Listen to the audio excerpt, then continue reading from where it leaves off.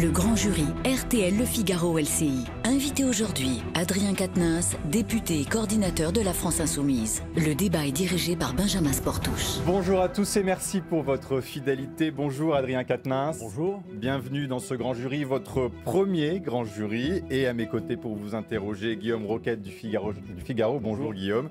Et Adrien Gindre de Télécharge LCI. Bonjour Adrien. En fin de première partie, question nette, réagissez en direct sur les réseaux sociaux, vous y êtes habitués. Hashtag le grand jury. Et puis à une semaine des élections, il y a une seconde partie spéciale municipale, puisque Adrien Quatennens, vous débattrez face à Emmanuel Wargon, secrétaire d'État à l'écologie. Alors Adrien Quatennens, vous n'avez pas encore 30 ans et vous êtes l'une des voix de la France Insoumise et depuis juin dernier, son coordinateur. Fils prodige ou celui même spirituel, dit-on, de Jean-Luc Mélenchon. Certains le disent dans votre parti. La France Insoumise qui a bataillé ferme contre la réforme des retraites. Le ferez-vous à nouveau en seconde lecture? Nous en parlerons bien sûr. Et on parlera aussi des municipales. Peu de listes sous votre propre bannière. Pourquoi? Ce sera aussi l'un des thèmes de cette première partie. Mais tout d'abord, l'actualité. Et nous parlons coronavirus avec une première question de Guillaume Roquette. Oui, un certain nombre d'acteurs de santé, y compris des médecins d'ailleurs, trouvent que les pouvoirs publics en font trop au nom du principe de précaution dans le traitement de cette crise. Quel est votre avis ? Écoutez, je pense qu'il faut traiter la chose avec sérieux. On fait face à une épidémie. Ne pas céder à la panique me semble important et convoquer la raison. En toute hypothèse, nous avons effectivement une épidémie qui... sur la totalité des Français qu'elle va toucher, pour 80% d'entre eux, va aller de personnes qui ne ressentiront aucun symptôme jusqu'à une grosse grippe. Mais c'est vrai, 15% de cas qui sont potentiellement sérieux, voire graves, et 2% de mortalité. Donc il faut effectivement traiter ça avec raison. Il y a donc des précautions d'usage à prendre. Moi-même, vous savez que l'Assemblée nationale a fait l'objet de plusieurs cas, donc nous sommes tenus à des précautions. Mais Est-ce que ça a changé quelque chose pour vous depuis qu'on sait qu'il y a des cas qui ont été détectés à l'Assemblée ? Écoutez, en tout cas, il y a des consignes qui ont été passées et il faut pouvoir les respecter. Nous avons effectivement reçu des consignes du président de l'Assemblée nationale et nous y sommes astreints depuis jeudi soir. De quel ordre ? Écoutez, c'est des consignes de précaution finalement somme toute assez banales. Se laver les mains, éviter les contacts trop rapprochés. Même prendre sa température de fois par jour. Effectivement, moi j'ai effectivement renoué avec le thermomètre. Bon, je ne fais jamais guère que 49,3 de température, tout va bien. Non, trêve de plaisanterie, il faut dire une chose, c'est qu'on peut par contre craindre une conjugaison de plusieurs crises qui pourraient effectivement aggraver la situation. À la fois la crise du coronavirus, mais également la grippe saisonnière et bien évidemment la situation de l'hôpital public en même temps. Est-ce que vous faites confiance au pouvoir public, au gouvernement en particulier, pour gérer cette crise ? Jeudi, il y a 10 jours, je me suis rendu avec Jean-Luc Mélenchon à Matignon, rencontrer le Premier ministre qui avait invité les chefs de parti et les présidents de groupes parlementaires et nous avons dit notre disponibilité pour aider en cas de besoin sur la situation. Maintenant, vous dire une chose aussi, c'est que s'il faut effectivement suivre précisément les consignes, on voit bien que cette crise du coronavirus, elle vient interroger jusqu'à nos modes d'organisation. On voit l'interdépendance absolue qu'il y a, les effets de la mondialisation, notamment s'agissant de la Chine. Et puis surtout, c'est le marché qui est interrogé. Je vais s'arrêter sur ce point que vous mentionnez, Adrien Quatennens. C'est-à-dire quoi? C'est-à-dire qu'il faut arrêter d'avoir des médicaments qui sont produits en Chine et tout produit en France? Alors, j'y viens. Ça veut dire d'abord que dans un épisode comme celui-ci, on voit l'importance de l'État et de règles. Et on voit la défaillance complète du marché dans l'affaire, qui est tout juste capable à quoi? S'affoler sur les cours de bourse et multiplier le prix du gel hydroalcoolique dans les pharmacies. Voilà de quoi est capable le marché. Et donc, on redécouvre la vertu de l'État et de la régulation. J'ai vu que le ministre de l'économie avait encadré par décret le prix du gel hydroalcoolique. Vous trouvez que c'est une bonne décision? Mais évidemment, mais du coup, je m'interroge, puisque comme il y a une crise, ils sont prêts à faire des décrets pour pouvoir encadrer les prix. Pourquoi ne pas non plus encadrer les prix des produits de première nécessité, aller plus avant sur l'encadrement des loyers? Bref, on redécouvre la nécessité d'un État et d'un État qui régule dans un contexte où le marché, lui, est strictement incapable de pallier à ce type de crise. Est-ce que vous estimez, pour être clair, que le gouvernement est à la hauteur de la crise et Emmanuel Macron l'est également? Écoutez, pour l'instant, je me garderai bien de toute polémique. Je vois que les Français parfois s'interrogent. C'est vrai que quand on a des événements à 5000 personnes qui sont interdits, mais qu'à 4008, ça passe. Quand on voit que certains marchés en plein air sont interdits, alors que l'hypermarché qui se trouve juste à côté, qui en toute hypothèse brasse plus de clients et dans un espace confiné lui est autorisé. Tout ça peut poser question. Néanmoins, oui, à ce stade, j'en appelle simplement à faire confiance effectivement et à respecter strictement les consignes. Parmi les choses que nous avons dites au Premier ministre, il y a effectivement aussi, et je veux depuis votre micro ce matin saluer le personnel soignant et non soignant de l'hôpital public, parce que vous savez que la crise à l'hôpital, elle n'a pas attendu le coronavirus. On avait déjà véritablement des problèmes de moyens dans l'hôpital public. Je vous demande de noter par exemple que le plan santé de Madame Buzyn, devenue depuis candidate à la mairie de Paris, sur l'hôpital, c'est 1,5 milliard pour l'ensemble des hôpitaux et sur 3 ans.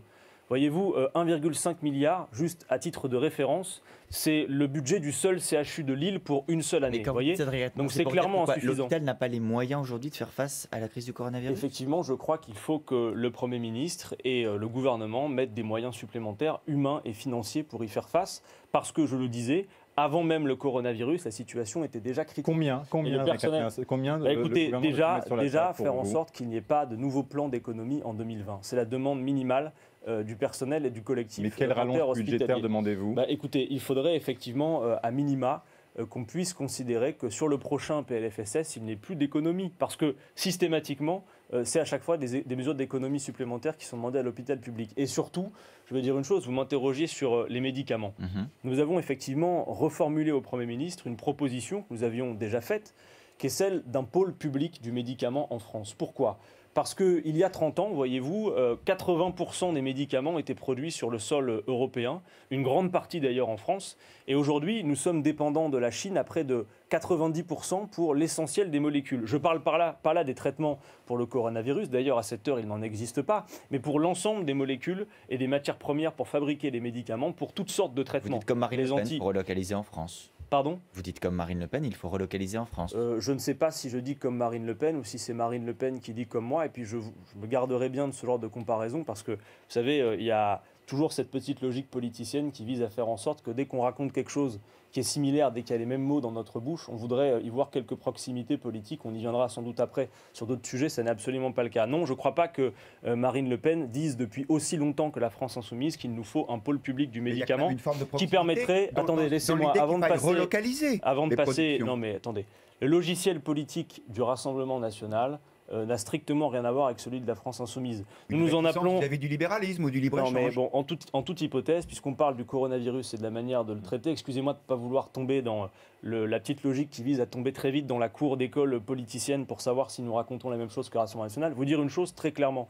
Nous voulons effectivement instaurer un pôle public du médicament qui permettrait, c'est vrai... Ce serait si terrible d'être d'accord avec... Non, attendez, on parle du coronavirus, c'est sérieux. Je reviens après, si vous voulez, on parlera pendant 1 heure, si vous voulez, de Marine Le Pen après. Dire une chose, nous voulons effectivement instaurer un pôle public du médicament qui permettrait de relocaliser la production d'un certain nombre d'entre eux et qui permettrait d'assurer en quelque sorte une forme de souveraineté sanitaire que nous avons perdue de fait. Oui, c'est vrai. Vous opposiez le rôle de l'État à celui du marché, mais est-ce que vous êtes favorable aux mesures d'aide aux entreprises, report de charges, report d'impôts, pour les entreprises qui sont en difficulté du fait de cette crise ?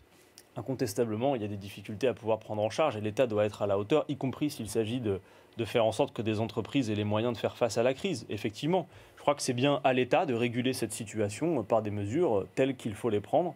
Et pour le moment, effectivement, on s'en tient aux consignes qui sont passées. Vous craignez que ça ait également un effet sur la participation municipale, que des Français ne se déplacent pas ? Je ne sais pas. Moi, j'appelle à ne pas céder à la panique. J'ai vu qu'il y avait des consignes passées pour faire en sorte que, par exemple, dans les bureaux de vote, il y ait effectivement le gel hydroalcoolique et tout le reste. Moi, je pense que si chacun s'en tient à quelques précautions d'usage, somme toute de bon sens, il n'y aura pas de difficulté. Voilà, le tout, c'est effectivement de se garder, de contacts rapprochés, de serrer les mains, mais surtout, ne renonçons pas à notre droit de vote à cette occasion. Vous ne craignez pas qu'une abstention plus forte n'entache la crédibilité de cette élection et des résultats ? Je ne le sais pas, j'espère en tout cas, et puisque je suis en position de pouvoir adresser un message à celles et ceux qui nous écoutent, je leur dis, moyennant quelques précautions d'usage, ne renoncez pas à votre droit de vote la semaine prochaine. À l'issue des vacances parlementaires, vous souhaitez que les débats et les travaux puissent reprendre à l'Assemblée comme s'il n'y avait pas de coronavirus ni de cas On verra bien. À 7 heures, les débats sont programmés pour la reprise aux alentours du 23 mars. Maintenant, on verra effectivement où en sera la situation à ce moment-là. L'une de vos collègues, Claire Petit, s'est mise en quarantaine. Oui. Est-ce que vous y avez pensé ? Non, pour le moment, écoutez, moi je respecte assez strictement les consignes qui nous ont été passées. Pour le moment, s'agissant des députés et de leurs collaborateurs, elles s'en tiennent effectivement à dire ne modifiez pas votre agenda. Par contre, dans le respect de votre agenda, prenez ces quelques précautions, évitez les contacts physiques rapprochés, lavez-vous les mains, prenez votre température, tout ça. Bon, tant qu'il n'y a pas d'apparition de symptômes, il n'y a pas de raison de se confiner. Dernière question avant de passer au sujet des retraites. Vous parliez d'un pôle donc du médicament. Est-ce que vous iriez jusqu'à demander une nationalisation de certaines industries pharmaceutiques? Pourquoi pas? Écoutez, une chose est sûre en tout Pourquoi cas, pas dans une situation comme celle-ci, je pense qu'il est important de dire une chose. Nous ne pouvons être soumis ni aux aléas économiques et sanitaires d'un pays dont nous sommes de fait dépendants, la Chine, ni au chantage de certains laboratoires pharmaceutiques qui ont d'ailleurs, dans des commissions d'enquête devant le Sénat, assumé clairement l'idée que dans des cas de tension sur le marché, ils allaient jouer sur les prix. Voilà, ça n'est pas possible. C'est ce que vous craignez pour le coronavirus? Écoutez, j'espère que ce ne sera pas le cas, mais en les tout prix, cas, on peut je les vois bloquer, bien... comme pour les gels hydroalcooliques. Non, mais il suffit effectivement de voir ce qui s'est produit pour le gel hydroalcoolique, c'est-à-dire l'effet d'augmentation sur les prix qui montre bien que le marché dans cette affaire est davantage soucieux toujours de ses propres affaires que de l'intérêt général. Or, pour nous, c'est clair, c'est l'intérêt général qui doit soumettre des intérêts particuliers. Donc, s'il fallait en aller jusqu'à une logique de nationalisation, vous savez, pour moi, la nationalisation, c'est pas une généralité, mais c'est pas un gros mot non plus, vous l'aurez compris. D'accord, donc de certains laboratoires français pharmaceutiques. On passe au second sujet de la semaine, les retraites et le passage au 49.3 pour faire adopter cette réforme, Adrien Gindre. Le texte va passer au Sénat, mais il reviendra à l'Assemblée, c'est la procédure. Est-ce que vous aurez la même attitude à cette occasion que vous l'avez en première lecture? C'est-à-dire, est-ce qu'il y aura à nouveau des milliers d'amendements qui seront déposés par la France Insoumise? Sans doute, il y aura la même méthode et je vais la résumer dans mes propres termes, si vous me le permettez. Je rappelle qu'on est en présence d'un texte, une réforme des retraites, qui est toujours à cette heure refusée par une stricte majorité de Français. J'ai vu que d'ailleurs plus de 70% d'entre eux étaient opposés à l'usage du 49.3 qu'avait fait ce gouvernement. Un usage, on y reviendra, détourné et abusif, puisque le 49.3 normalement ne sert pas à muser l'opposition et à mettre fin à des débats, mais à faire en sorte qu'un exécutif qui craindrait que sa majorité ne vote pas le texte, puisse se passer d'un vote. D'ailleurs, on peut interroger au passage le fait que peut-être l'exécutif a craint dans cette affaire un vote qui aurait donné à voir la dislocation en cours du groupe majoritaire. Parce que vous avez vu, je ne sais pas si vous tenez la comptabilité, moi je n'ai pas eu l'occasion de le faire, mais depuis le début de l'année, il y a eu un nombre de démissions de parlementaires de La République En Marche, de ce groupe et du parti, qui sont considérables. Il y a toujours une très large majorité, juste résumer, avec le modem, Adrien Quatennens. Résumer les choses du coup, Adrien Gindre. Ce que nous avons fait à l'Assemblée nationale, c'est finalement tout simplement le rôle qui nous a été attribué d'opposants et de proposants. Et il faut supporter effectivement que dans une Assemblée, il y ait une opposition. Mais moi d'ailleurs, je note bien qu'à l'Assemblée nationale, nous sommes l'opposition et en minorité du point de vue numérique, mais je n'ai pas oublié non plus que dans le pays, sur cette affaire des retraites, nous représentons un mot d'ordre qui est toujours, à l'heure où nous nous parlons, majoritaire. Juste vous dire une chose sur la méthode qui a été celle de la France Insoumise à l'Assemblée. Parce que moi, je suis obligé de rire après tout ça. On a parlé d'obstruction parlementaire. Que vous aviez revendiqué. Alors, mais disons une chose. Avec 41 000 amendements, de tous groupes confondus, et qui plus est avec une multiplication d'amendements pour ce qui est de notre cas, c'est-à-dire une duplication du même amendement en autant que de parlementaires.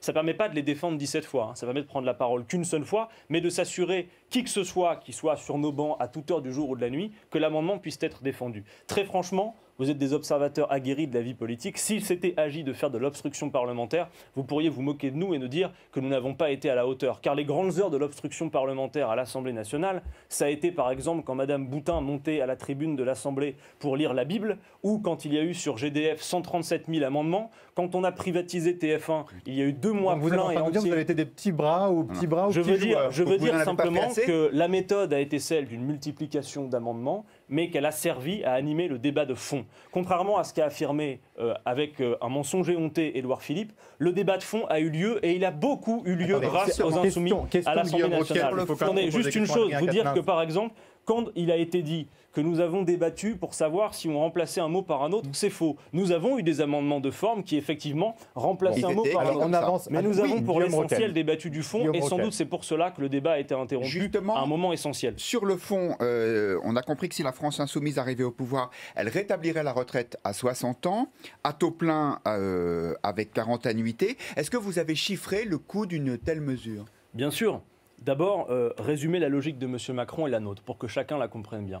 Jusqu'à présent, en France, malgré toutes les réformes des retraites qui ont largement atteint notre système de retraite, à mesure que la part des seniors augmentait dans la population française, on augmentait à peu près proportionnellement, et on peut le vérifier statistiquement, la part de la richesse nationale consacrée aux retraites. Emmanuel Macron se situe en rupture avec ce mouvement historique, puisque son projet de loi a pour effet de faire baisser la part de la richesse nationale consacrée aux retraites. Et Emmanuel Macron voulant l'équilibre financier... autour de 14% non, du PIB. elle va baisser en dessous des 13%. Le Conseil d'État, qui n'est pas d'ailleurs un nid d'insoumis, s'est chargé de le vérifier. Mais en l'occurrence, dire...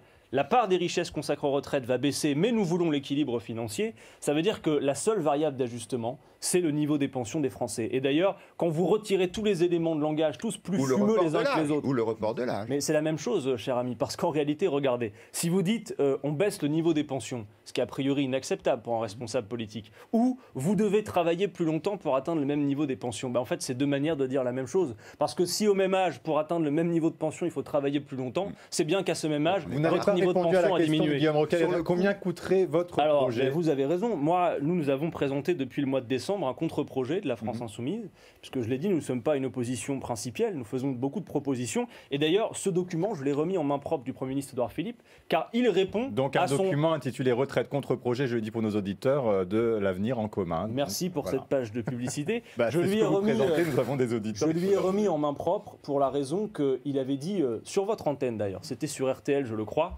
je suis ouvert, disait-il, à toutes les propositions qui permettent le retour à l'équilibre financier. Eh bien, voici des propositions qui permettent le retour à l'équilibre financier. Alors, très simplement, contrairement à Emmanuel Macron, qui veut faire de la vie des gens et du niveau de vos pensions la variable d'ajustement de l'équilibre financier, notre règle d'or à nous serait, dans un contexte où l'espérance de vie en bonne santé est de 63 ans, où les gains de productivité ont augmenté, un actif aujourd'hui produit 3 fois ce que produisait un actif dans les années 70. Un salarié français travaille aujourd'hui en moyenne 45 jours par an pour rémunérer les actionnaires, c'était 9 dans les années 80. Donc notre logique à nous, c'est de dire, les Français, et d'ailleurs je demande à ce qu'ils m'entendent, tenez tête à ce gouvernement parce que vous produisez déjà assez de richesses. On est à 14%, vous montreriez à combien? 2 points de PIB de plus d'ici à 2040. 45 milliards. 2 points de PIB de plus d'ici à 2040. Et je considère, et je vous le dis très fermement, ce n'est strictement rien, j'en termine, si on considère la part de richesse qui est passée des poches du travail aux poches du capital depuis ces dernières années. Parce que voyez-vous, si vous mettez de la tôle dans un hangar et que vous revenez 3 mois plus tard sans qu'il y ait eu de travail humain, vous n'y trouverez pas des bagnoles. Seul le travail humain produit et par conséquent, le débat fondamental sur les retraites est bien celui de la répartition des richesses et on pourrait le faire. Une question d'argent encore, Adrien Quatennens. Il y a une conférence de financement qui se réunit. Alors la CGT, Force ouvrière ont pris leur distance. La CFDT, à ce stade en tout cas, a toujours prévu de continuer à participer aux travaux. Est-ce que vous considérez que la CFDT l'a trahi, les Français? Vous dites qu'il y a une très large majorité d'opposition à cette réforme. C'est un syndicat qui représente les salariés. Est-ce qu'il est dans son rôle en participant à cette conférence de financement ou pas? D'abord, vous dire une chose, la conférence de financement n'a strictement rien à voir avec le projet de loi. Peut-être que vous l'apprenez, mais en quelque sorte, la conférence de financement, c'est quand même un sujet important. C'est une salle dans laquelle Édouard Philippe a décidé d'enfermer les partenaires sociaux, comme on les appelle, les syndicats, pour leur dire trouvez-nous 12 milliards d'économies avant l'instauration de notre projet social. Non, moi je dis d'abord une chose, c'est que trouver des économies, ça voudrait donc dire qu'il y a un déficit. Effectivement, le Conseil d'orientation des retraites nous parle d'un déficit potentiel d'ici à 2025 de 8 à 17 milliards, mais j'interroge la provenance de ce déficit. Donc la CFDT fait le jeu du gouvernement. Attendez, mais la CFDT, moi je ne suis pas responsable syndical, ça ne vous aura pas échappé, donc je laisse effectivement aux travailleurs le choix de décider de leur appartenance syndicale. En toute hypothèse, en tout cas, je dis, quand on vous demande de regarder vos chaussures ou de vous serrer la ceinture parce qu'il y aura un déficit, interrogez toujours la provenance de ce déficit.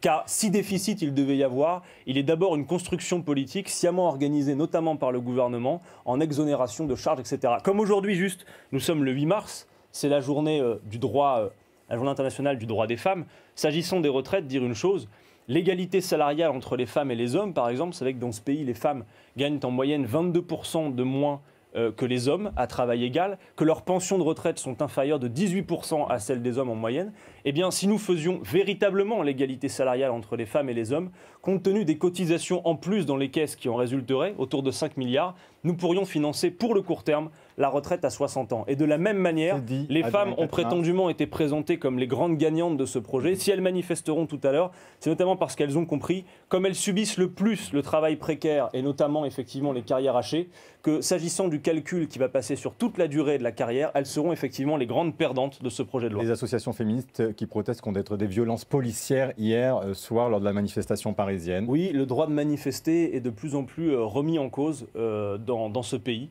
Ça a Les été forces le de l'ordre cas. disant qu'ils réagissaient à des violences de la part des manifestants. Oui, mais c'est toujours Mm. pareil. Quand vous avez des manifestants pacifiques qui se retrouvent empêchés de manifester, on n'est plus dans le maintien de l'ordre. Et si on parle de maintien de l'ordre, moi j'interroge, quel ordre s'agit-il de maintenir? Parce que c'est plutôt le désordre social qui accourt dans ce pays. Moi, vous savez, avec mes amis de la France Insoumise, nous sommes attachés aux formes pacifiques de mobilisation pour la raison que nous savons que la condition d'une réussite, d'un rapport de force favorable, c'est le nombre. Et que la condition pour obtenir le nombre, c'est que les manifestations se passent tranquillement. Mais vous êtes obligés, comme moi, de constater aujourd'hui que des gens qui n'ont aucune intention de troubler l'ordre public se trouvent dissuadés ou hésitent à manifester de peur, effectivement, Donc vous de la dénoncez une police. forme de provocation de la part de... Écoutez, des forces je dénonce policières. des méthodes parce qu'il y a des endroits dans le pays où ça se passe bien et d'autres Du où ça ministre se ou du passe préfet? particulièrement Enfin, mal. des Bah, méthodes. écoutez, incontestablement, le préfet allemand a des responsabilités puisqu'on voit bien que c'est particulièrement en Île-de-France que ça se passe mal. Mais oui, effectivement, il faut dire aux fonctionnaires de police que ce sont les donneurs d'ordre que nous mettons en cause. Parce que voyez-vous, il y a un syndicat de policiers, une fois, qui s'est senti autorisé à prendre en grippe la France Insoumise, à venir jusqu'à manifester sur nos fenêtres et à dire la France Insoumise est anti-flic. Chers amis, la France Insoumise est tellement anti-flic qu'elle veut recruter 15 000 policiers de plus, qu'elle a été la première à l'Assemblée nationale, par la voix du gouvernaliciste d'Alexis Corbière, à demander que les commissariats soient remis en état et que soient payés les millions d'heures supplémentaires qui n'étaient pas payées. Il faut d'urgence appeler à la désescalade. Mais ça veut dire que vous appelez pacifier aussi la à la relation. démission du préfet de police. J'appelle de depuis Paris. longtemps avec mes amis à la démission de M. Castaner, qui effectivement, si on considère le nombre de blessés et la manière dont les manifestations se passent dans notre pays, effectivement, Alors, eh bien, paye un lourd tribut Dans là-dessus. ce cadre-là, on en arrive au municipal. Est-ce que, au vu de ce que vous venez de nous dire, vous souhaitez un vote sanction dans les urnes? C'est cela que vous dites aujourd'hui? Écoutez, moi, je ne vais pas résumer l'élection municipale à un vote sanction, mais si nous avons l'occasion de faire d'une pierre deux coups, pourquoi s'en priver? Effectivement, il faut que partout se sache dans le pays que les candidats LREM sont les candidats la retraite en moins et qu'il se pourrait bien, si les Françaises et les Français décident d'utiliser, eux, leur 15-3, c'est-à-dire leur 15 mars, après que le gouvernement a utilisé son 49-3, eh bien que nous puissions, dès dimanche prochain, imposer une motion de censure citoyenne. Et je considère effectivement qu'elle serait salutaire. Mais en Alors votant pour pourquoi- qui, puisque vous n'êtes pas partout Oui, votre mouvement Quatennens. présente peu de candidats aux prochaines municipales. Alors, eh bien écoutez, vous y êtes pas et vous nous aurez mal compris. Alors je m'en vais vous résumer la situation. Nous avons fait le Vous choix, n'allez pas à Lille. par exemple, je ne vais pas à Lille, mais vous allez voir que bien d'autres que moi y vont et que c'est très heureux. Vous dire une chose d'abord, l'été dernier, le mouvement La France Insoumise a décidé effectivement de sa feuille de route pour les élections municipales en partant d'un principe. Ça fait depuis 2016, depuis que nous sommes nés en réalité, que nous théorisons la nécessité de l'implication citoyenne directe pour régler les problèmes. Par conséquent, il n'y aura pas de liste de la France Insoumise en tant que telle aux élections municipales, mais une multitude de listes soutenues par la France Insoumise. Au total, pour vous donner quelques éléments chiffrés, nous sommes présents dans plus de 550 listes à travers le pays, ce qui fait de la France Insoumise une force politique plus présente que la République En Marche Mais dans ce scrutin pourquoi et plus mais- présente que le Rassemblement National, par exemple. Pourquoi ne pas faire des listes, la France Insoumise? C'est-à-dire que les prochaines élections, c'est terminé, il n'y aura plus de liste, la France Insoumise, Non, il n'y aura plus de candidat à la France Insoumise. du Vous tout. soutiendrez d'autres Pas candidats? du tout. Je vous ai expliqué que l'objectif était d'encourager des processus de fédération populaire qui ont notamment pour objectif de faire en sorte que des citoyens qui n'avaient même pas envisagé soient sur des listes et soient élus au conseil municipal. Les configurations sont tout à fait diverses de fait parce qu'on a établi quelques lignes rouges qui permettent de faire des choses différemment. Mais je vous l'ai dit, nous sommes plus présents dans le pays que la République En Marche ou que le Rassemblement National avec des marqueurs forts. Voter pour les listes soutenues par la France Insoumise le 15 mars, ce sera non seulement l'occasion d'un message politique, c'est-à-dire la motion de censure citoyenne, parce qu'au passage, disons-le quand même, le Rassemblement National, vous savez, ce vote a priori anti-système, comme on l'entend parfois, dans l'affaire des retraites, aura simplement joué son rôle habituel de pétard mouillé. Aux abonnés absents dans les débats, Marine Le Pen n'a pas siégé quasiment de toute la durée des débats à l'Assemblée nationale. parti s'est opposé Alors, à avec l'accord. le vote des listes soutenues par la France Insoumise, il y a quelques marqueurs importants. Alors, Par justement, exemple, pour revenir- nous sommes les porteurs du référendum d'initiative citoyenne, citoyen Guillaume local, Guillaume de la charte éthique pour les élus, du droit de révoquer les élus, de l'écologie populaire qu'il faut imposer Alors, on reste à sur les l'échelle municipales, du- Guillaume Pour Roquette. revenir au municipal, oui, et au Rassemblement national, Est-ce que vous ferez partie d'éventuels fronts républicains, par exemple en soutenant au second tour des candidats de droite, s'il y a un risque ou une capacité du Rassemblement national à gagner une élection dans une mairie? Il va sans dire que nous n'aiderons pas le Rassemblement national, ça me semble tomber sous le sens, mais j'attire votre attention sur le fait que dans le contexte que nous vivons, de défiance vis-à-vis de la politique, y compris même les consignes de vote sont souvent peu respectées.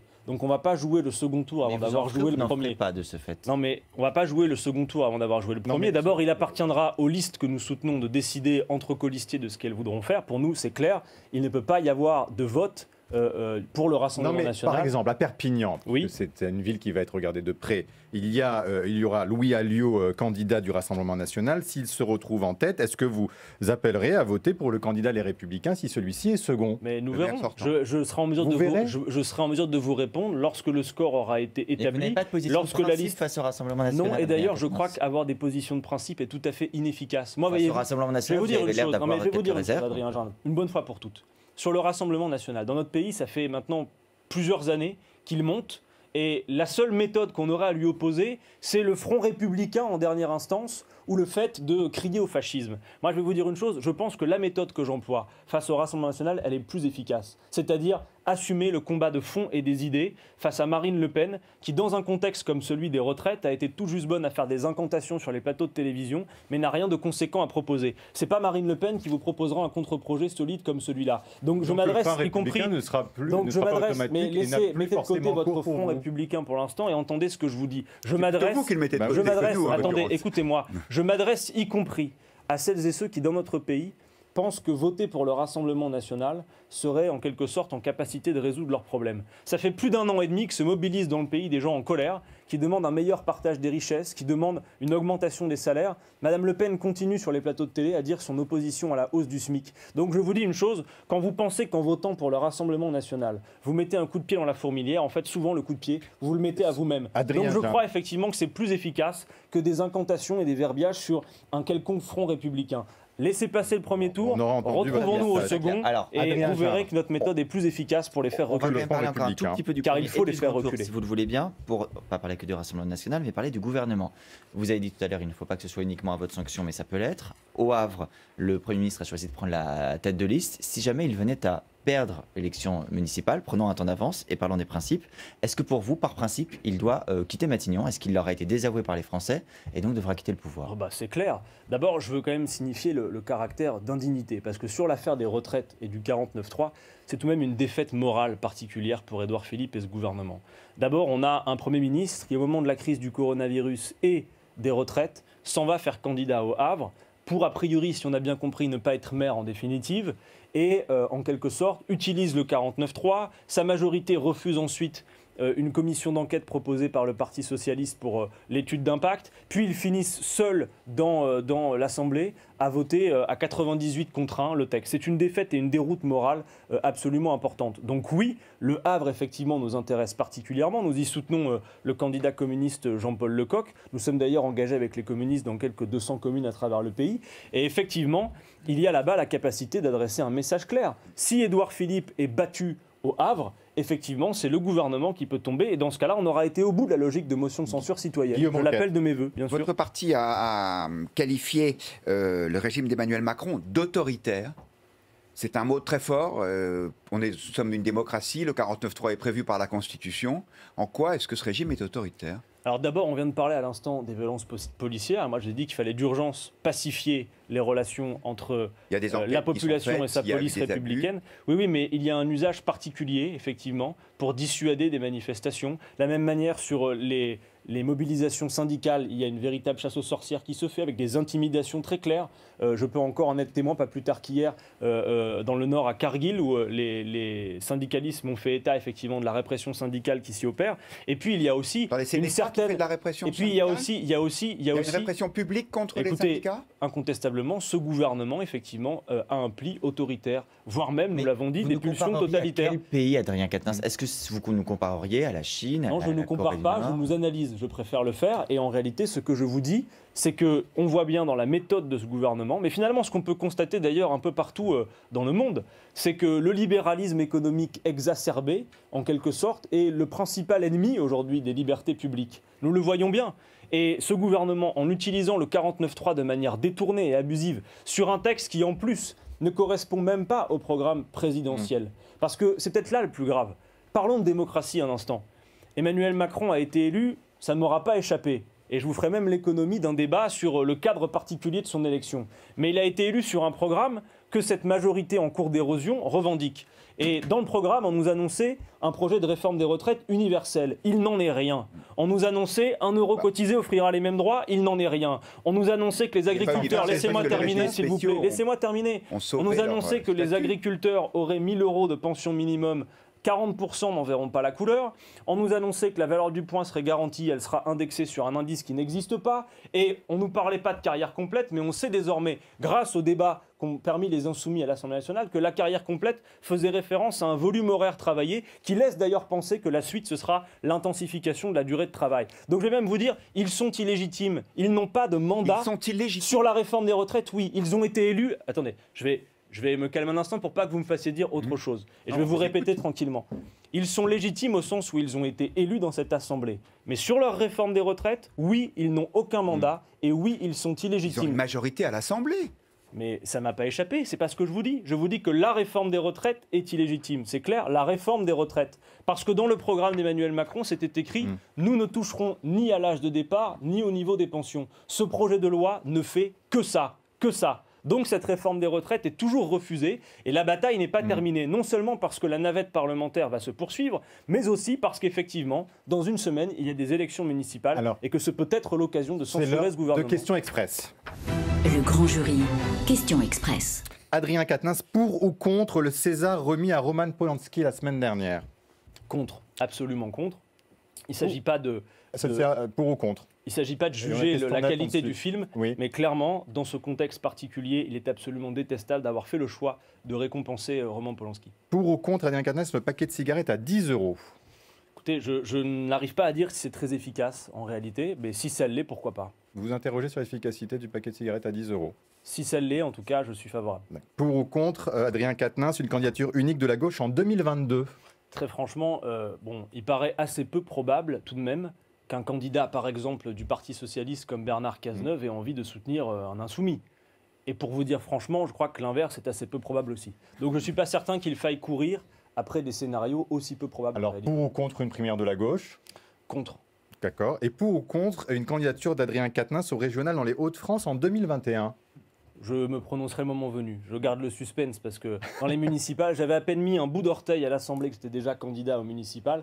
Donc là, très franchement, y compris pour de potentiels adversaires de la France insoumise dans les Hauts-de-France, je me garderai bien de dire ce que nous déciderons au moment venu. Mais vous ne dites pas non. Vous ne dites pas non. Ben non, je vous dis pas non. Bah, très bien. Et puis je ne vous dis pas oui non plus d'ailleurs.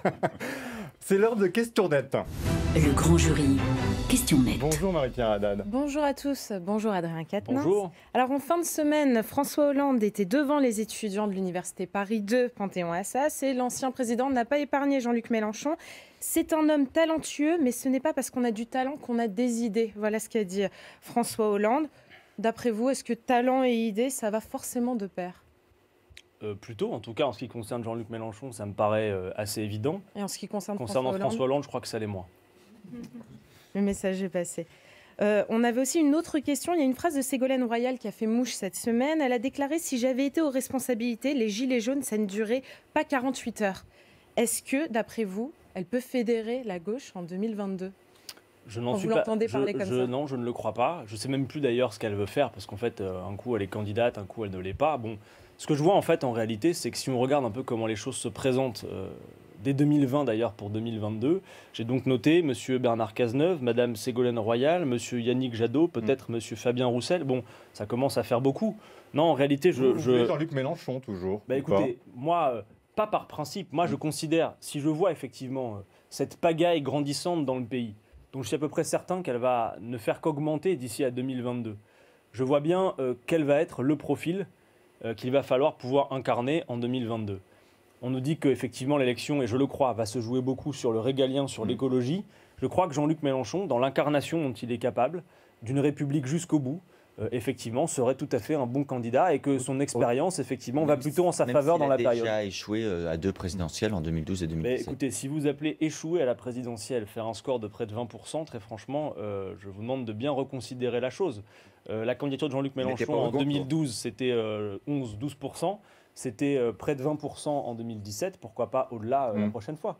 S'il en décide ainsi, bien sûr. Dernière question, Marie-Pierre Haddad. Oui, alors cette semaine, l'écrivaine Virginie Despentes a publié une tribune dans Libération pour soutenir l'actrice Adèle Haenel. Elle a terminé sa tribune en écrivant « On se lève et on se barre ». Et c'est le slogan qui a été repris par Clémentine Autain sur un tout autre sujet. Clémentine Autain qui est députée de la France Insoumise comme vous, mais sur le sujet cette fois-ci des retraites.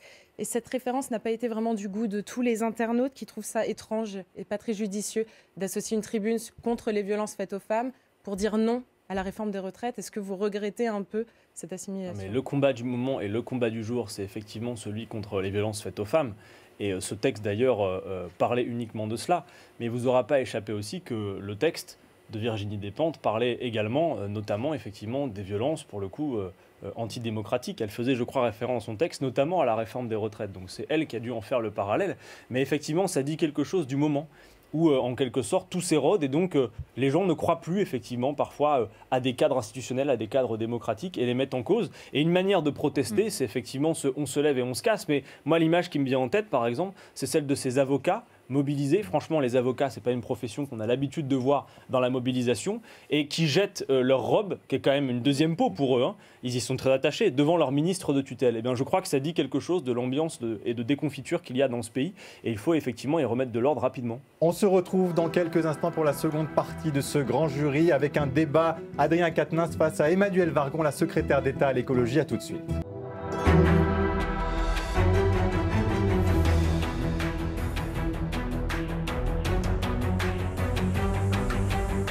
Suite du grand jury RTL Le Figaro LCI. Adrien Quatennens face à la secrétaire d'État Emmanuelle Wargon.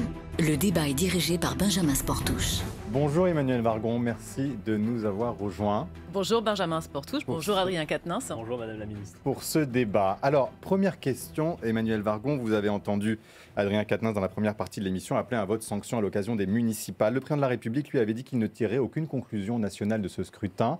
Peut-il le faire, vraiment ? J'ai entendu Adrien Quatennens expliquer son investissement et l'investissement de la France Insoumise dans les municipales. Mais je me souviens aussi l'avoir lu quand il disait « Si vous voulez changer la vie des gens, finalement, le cadre municipal est trop restreint, ça n'est pas une bonne élection. » Et donc voilà, nous, on est pleinement investis dans les municipales avec des candidats, 600 listes investies. Bien sûr, les municipales, c'est d'abord le cadre de vie local. Et je crois que c'est ça qu'attendent les Français. Les Français attendent une réponse, un changement. Mais vous comprenez qu'ils puissent s'exprimer sur la politique nationale également à l'occasion de ce scrutin ? Bien sûr, les débats politiques sont en cours sur le local et sur les sujets nationaux. Moi, je fais beaucoup de soutien dans le Val-de-Marne, mon département. J'entends quand même beaucoup sur les marchés, j'y étais encore ce matin, plutôt des questions très locales. Que faites-vous pour le centre-ville ? Que faites-vous pour l'écologie dans la ville ? Que faites-vous pour répondre à nos problèmes ? Et donc, ce sera difficile d'avoir une lecture unifiée. Bien sûr, la question se posera, mais je crois d'abord que la demande, c'est la réponse aux grandes préoccupations, propreté, sécurité, écologie vous entendez locale. La secrétaire d'État dire vous n'avez pas choisi cet échelon municipal comme expression de vos idées. Repréciser les choses, effectivement, il apparaît clairement de notre point de vue que l'élection qui permet de résoudre un maximum des problèmes, d'ailleurs l'élection qui fait que beaucoup de problèmes qui sont à l'échelle locale viennent finalement s'y connecter. Le moment de résolution des grandes controverses dans le pays, effectivement, il va sans dire que c'est l'élection présidentielle. Je pense qu'on peut s'accorder là-dessus. Pour autant, vous nous aurez mal lu si vous avez considéré qu'on voulait mettre de côté l'élection municipale. Nous avons effectivement voulu employer une méthode parce que, vous en conviendrez avec moi, à l'heure de ces élections municipales, on voit dans tout le pays une culture intensive et industrielle de listes citoyennes qui en réalité sont souvent des cache-sexes de partis politiques. Et nous avons voulu une méthode qui permet véritablement de favoriser l'implication citoyenne. D'ailleurs, je dois dire une chose, oui, effectivement, sans résumer, je l'ai dit, cette élection à un vote sanction, je crois qu'il est incontestablement, dans le contexte de réforme des retraites et de cet usage détourné et abusif du 49.3 auquel vous avez procédé, une occasion de vous sanctionner. Et je le dis clairement, et ce n'est pas parce que vous êtes arrivé sur ce plateau que je vais varier sur ma position. Oui, c'est une occasion pour les citoyens, bien évidemment, de porter des solutions à l'échelle de leur commune. Et il s'agit aussi de soustraire à votre courant politique un maximum de communes, faire en sorte effectivement que la République en marche n'avance pas davantage et que pour vous, ce soit, oui, sans doute, la raclée en mars. Mais je voulais juste dire une chose. Oui, en première partie, vous avez parlé. Non, mais on va laisser répondre Emmanuel Argon parce qu'en première partie, vous avez parlé de gouvernement illégitime pour réformer les retraites. Sur les retraites. Sur les retraites, je précise, sur les retraites. Peut-être pour finir sur les municipales, avant de revenir sur le sujet des retraites. Ah non, mais ça fait partie puisque vous dites que ça doit être dans le débat. Sur les municipales, d'abord, je voudrais dire que je ne suis pas du tout d'accord avec vous sur l'écologie, sur la possibilité de changer les choses entre le niveau local et le niveau national. Sur les politiques écologiques, ça passe beaucoup par le niveau local, communal, mais aussi les intercommunalités.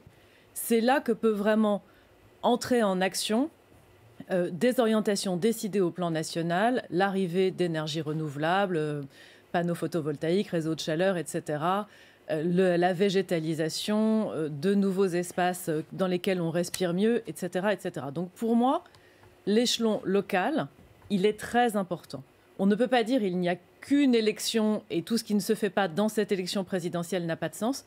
L'échelon local, pour changer la vie des gens en mieux, il est très important. Et moi, ce que je constate dans le département que je connais, le Val-de-Marne, je vais prendre 3 exemples, à Vitry, à Chevilly-Larue, à Champigny-sur-Marne, la France insoumise soutient les majorités actuelles, qui sont des majorités communistes, qui n'ont rien fait sur l'écologie, qui ont laissé les cadres de vie se dégrader et qui continueront à le faire après cette élection si ces majorités actuelles gagnent. Alors Adrien Quatennens vous répond puisque le vous projet de changement municipal à la fois écologique et plus largement réinvestir, redonner un espoir et une vitalité à ces villes. Bon, une fois, je l'espère pour toutes, il faudrait dire que nous ne balayons pas d'un revers de la main l'échelon local. Nous pensons qu'il a tout à fait son importance, ce qui ne m'empêche pas de dire pour autant que la grande controverse est plutôt bien l'élection présidentielle. Et sur l'écologie, effectivement, il y a beaucoup à faire à l'échelon local, raison pour laquelle, d'ailleurs, les listes soutenues par la France insoumise sont des listes qui ont au cœur de leur programme l'impulsion de cette écologie populaire. Puisque j'ai en face de moi la ministre secrétaire d'État au ministère de l'écologie et de la transition écologique et solidaire, tout de même, on peut regarder le lien qu'il y a, vous le dites, entre la politique menée à l'échelle nationale sur l'écologie et son déploiement à l'échelle locale. Bon, d'abord, dire une chose pour nous situer, avant de rentrer dans la polémique, c'est que depuis le 5 mars, c'est-à-dire depuis 3 jours, la France est à découvert climatique. Elle a, en l'espace de 2 mois et 1 jour, rejeté plus de gaz à effet de serre dans l'atmosphère qu'elle ne le devrait si elle voulait respecter la trajectoire qu'elle s'est d'ailleurs fixée de la neutralité carbone à 2050. Dire franchement que votre écologie, Madame Wargon, celle d'Emmanuel Macron, est une écologie de la communication.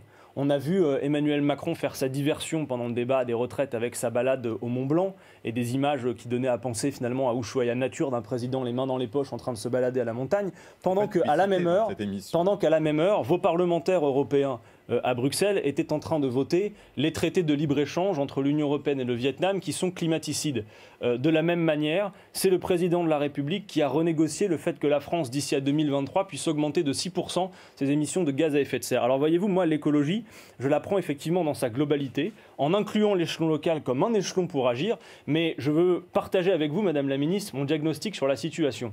Les scientifiques nous disent le problème est systémique et vous avez 12 années pour le régler et faire une bifurcation qui, vous en conviendrez avec moi, est radicale. Par conséquent, je ne crois pas, non, que l'on peut attendre que les petits ruisseaux fassent de grandes rivières. Je crois à de grandes règles qui nécessitent d'abord qu'un gouvernement agisse. Et nous en appelons pour notre part à la règle verte, à la planification écologique. Toutes sortes de choses dont vous faites le strict inverse. D'ailleurs, votre propre ministère, qui est censé régler le problème, est un ministère dont les moyens n'ont cessé de baisser en nombre de personnel et en budget. Vous répond notamment sur cette politique dite de la communication, Emmanuel Argon. Donc je suis contente de vous entendre dire qu'en fait l'échelon local est important, mais ça n'est pas ce que je constate dans vos programmes, dans vos prises de position dans mon département. Bien, relisez-nous. Dans vos prises de position réelles sur le terrain, moi, vous savez, je suis devant vous, madame. Dans le Val-de-Marne, mais on parle du niveau national et on parle aussi de ce que font vos candidats au plan local. Après, au niveau national, vous ne serez pas surpris, je ne suis pas du tout d'accord avec vous. Nous avons une ambition en 2050, comme les pays les plus avancés sur le sujet. Nous nous sommes battus à Bruxelles pour que cette ambition devienne une ambition européenne, neutralité carbone en 2050 et des réductions de gaz à effet de serre plus ambitieuses pour 2030. Vous faites le contraire. Et nous déployons, on ne fait pas du tout le contraire. On finance massivement les énergies renouvelables avec le développement de l'éolien, du solaire. On met 7 à 8 milliards par an. Pardon, vous allez peut-être me laisser terminer, puisque je vous ai laissé parler. Je bien vous laisser, même non, mais moi, je vous ai laissé parler, monsieur Capet, donc vous allez me laisser terminer. Donc on finance à hauteur de 7 à 8 milliards par an chaque année le financement des énergies renouvelables. On a posé avec l'Union européenne les normes les plus strictes du monde sur les émissions de CO2 des voitures. Et ça n'est pas un hasard si finalement maintenant tous les constructeurs proposent des véhicules électriques, des véhicules hybrides. Nous soutenons les transports du quotidien comme jamais ça n'a été fait dans la période précédente. Nous soutenons une transition agricole en se battant pour que la politique agricole commune puisse enfin financer cette transition agricole dans le respect des agriculteurs. Nous avons voté, le Parlement a voté la loi anti-gaspillage avec les premières interdictions sur le plastique. Donc nous agissons sur tous les segments. Et notre prochain sujet, c'est l'urbanisme. Comment est-ce qu'on arrête l'étalement urbain? Comment est-ce qu'on arrête de consommer des espaces naturels qui sont à la fois négatifs pour les gaz à effet de serre et pour la biodiversité? Et nous en sommes tous à une surémission de gaz à effet de serre. Tous les pays du monde, la France comme tous les autres pays du monde, la neutralité, notre objectif, c'est 2050. Et pour finir, le budget carbone que nous avons recalé, nous l'avons recalé simplement parce que nous avons constaté que la France était en retard sur la période 2015-2018, à cheval sur 2 quinquennats. Et nous gardons l'ambition finale et donc nous avons une trajectoire plus ambitieuse pour revenir au point où nous souhaitons arriver en 2025. Donc il n'y a pas de recul. Et donc je sais que vous avez répondu, Adrien Quatennens, sur ce sujet-là, concrètement. Une question que je voulais vous poser et qu'a soulevé Adrien Quatennens dans cette lutte contre le coronavirus. Je suppose. Adrien Quatennens, pardon, a soulevé, c'est la nationalisation éventuellement d'industries pharmaceutiques. Est-ce que vous pensez que ça peut se faire si les laboratoires ne répondent pas suffisamment de manière rapide et cohérente à ce nouveau virus? Je pense que Bruno Le Maire pose depuis quelque temps la question des acteurs économiques stratégiques sur le territoire français et européen. Et cette question est très importante. On voit bien qu'on a des secteurs économiques stratégiques dans lesquels on a besoin d'être en capacité de produire et d'innover. Je crois plus à un soutien économique au plan communautaire et au plan français qu'à une nationalisation qui n'a pas fait ses preuves dans les périodes précédentes. Donc pas de nationalisation, mais le fait de dire on soutient pour avoir un secteur économique fort qui soit capable de répondre aux besoins. Et d'ailleurs, il me semble que Sanofi a annoncé il y a quelques jours ou quelques semaines des réinvestissements dans des sites de production en France et en Europe. Pas de nationalisation. Alors maintenant, on en vient, puisque c'est l'autre question, et c'est ce que soulevait Adrien Quatennens en première partie. Il estimait que vous n'étiez pas légitime pour conduire cette réforme des retraites en particulier. Que lui répondez-vous? Mais là, vous faites tous les sujets. Peut-être que je peux intervenir entre deux. Sur l'industrie pharmaceutique, vous avez vu la réponse? Oui, non, mais juste pour terminer et clore, si vous le voulez bien, le chapitre écologie. Moi, je pense que personne ne s'y trompera. Enfin, vous avez beau raconter ce que vous voulez sur vos vœux pieux. Mais non, ce que vous faites, c'est que le président de la République, vous le savez, a renégocié le fait que la France puisse émettre plus 6% de gaz à effet de serre d'ici 2023. Madame Nous Vargon, n'avons rien renégocié du tout. Vous l'avez décidé. Nous avons recalé les trajectoires en fonction de la réalité parce que nous acceptons le réel. Madame Vargon, personne ne s'y trompera et tant pis pour vous, ça ne fait pas vos affaires. Mais la France ne respecte aucun de ces objectifs en matière de limitation des gaz à effet de serre. Et votre politique fait l'inverse. Vous ne pouvez pas prétendre, entendez-moi, vous ne pouvez pas prétendre régler le problème écologique d'une main et être champion de la Terre parce que M. Macron parle sur une scène avec un fond de scène vert, quand dans le même temps, vos parlementaires à Strasbourg et à Bruxelles votent les accords de libre-échange, quand vous soutenez l'hydrocarbure. Adrien Quatennens, vous n'êtes pas d'accord sur vous avez ce parlé, sujet, effectivement, vous avez parlé des municipales en disant... Attendez, vous avez parlé longuement et je vous ai écouté patiemment. Donc, si vous supportez de faire un instant la même chose, vous avez parlé des listes dans lesquelles nous sommes engagés. Il y a effectivement quelques 200 listes parmi les 550, ce qui fait d'ailleurs que nous sommes plus présents que vous sur le territoire national. Non, c'est pas vrai, on soutient 600 listes. Non, bah écoutez, on regardera les chiffres dans le détail. Bref, en tout cas, nous sommes engagés avec nos partenaires communistes dans quelques 200 communes, mais nous le sommes aussi avec Europe Écologie Les Verts dans quelques 170 d'entre elles. Je pense par exemple effectivement aux listes dans lesquelles la France Insoumise est impliquée à Toulouse, à Tours, à Grenoble. Donc on verra bien effectivement où se trouvent effectivement les listes de l'écologie populaire. Pour nous, ce sont les listes soutenues par la France Insoumise. Je mets juste en garde les électeurs et les commentateurs comme vous sur le tripatouillage incroyable, auquel procède le ministère de l'Intérieur à l'occasion de ces élections. Très franchement, regardez, ça va durer qu'un instant, mais ça sera très clair. Parce que, effectivement, la raclée peut être anticipée pour La République En Marche. Monsieur Castaner, malgré le Conseil d'État qui a retoqué son décret sur les nuanciers municipales, a inventé une étiquette que vous allez voir apparaître dans une semaine. Le soir, on va commenter les premiers tours, qui s'appelle LUC. Alors, chers amis, LUC, c'est liste d'union du centre. C'est un véritable fourre-tout puisque le candidat type de La République En Marche dans cette élection, c'est finalement un élu de droite sortant, si on regarde bien. Je crois que le projet En Marche, ils ont définitivement rabattu avec ça. Il n'y a que 10% de vos candidats qui sont issus de la société civile. Mais par ailleurs, les listes que soutiennent la France Insoumise, elles, plutôt que de faire un aspirateur comme LUC, elles sont en quelque sorte divisées dans tout le pays. Vous allez répondre là-dessus parce que moi, au total, les listes que je soutiens, que nous soutenons avec la France Insoumise, elles sont référencées tantôt liste d'union de la gauche, tantôt liste d'hiver gauche, tantôt liste La France Insoumise, tantôt liste écologiste. D'ailleurs, j'en termine à Toulouse, par exemple. C'est une liste de la France Insoumise avec Europe Écologie Les Verts qui est estampillée d'hiver gauche alors que la tête de liste est écologiste. À Marseille, 7e secteur, c'est une tête de liste France Insoumise et vous faites l'inverse. Bref, vous rendez les conditions illisibles de ces municipales. Je réponds tout d'abord que nous soutenons 600 listes dont environ la moitié des candidats sont issus de la société civile. 10% de vos têtes de liste. La moitié de nos candidats sont issus de la société civile. L'essentiel des candidats LR, vous le savez très bien. Ce matin, j'étais encore à Brie-sur-Marne soutenir un candidat qui vient plutôt de la gauche. Toutes les villes qui vous arrangent, moi aussi je peux le faire, on peut faire une page de publicité et pas débattre. On va laisser répondre Emmanuel Vargon. Je vais finir de vous répondre. Nous soutenons environ la moitié de nos candidats viennent de la société civile.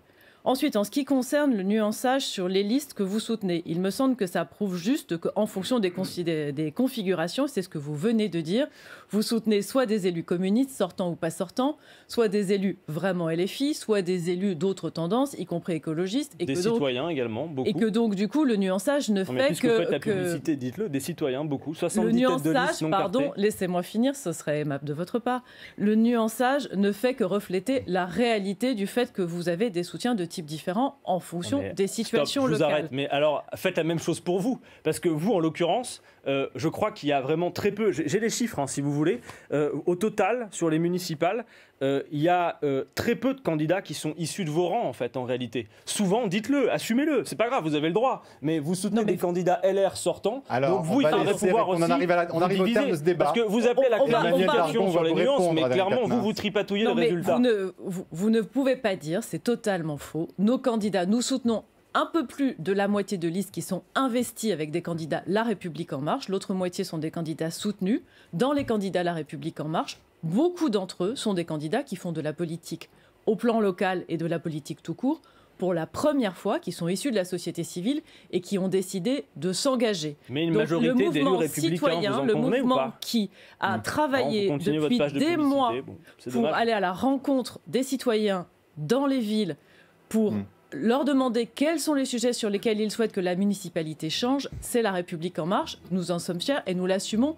Une dernière question, Emmanuel Vargon, puisque ça vous a été dit par Adrien Quatennens. Est-ce que vous utiliserez le 49.3 à nouveau en seconde lecture à l'Assemblée nationale sur les retraites ? Nous avions besoin du 49.3 cette fois-ci pour dépasser cette obstruction parlementaire sur laquelle je n'ai pas eu le temps de revenir et sur cette critique finalement très violente de légitimité du gouvernement. Je rappelle que le président de la République a été élu sur un programme qui disait démocratiquement sur un programme qui disait qu'on ne toucherait ni au niveau des pensions ni à l'âge des on ne changera pas l'âge légal, nous l'avons dit plusieurs fois. Vous changez l'âge effectif, vous le savez très bien. Et les Français le savent d'ailleurs, ils sont une majorité à être opposés.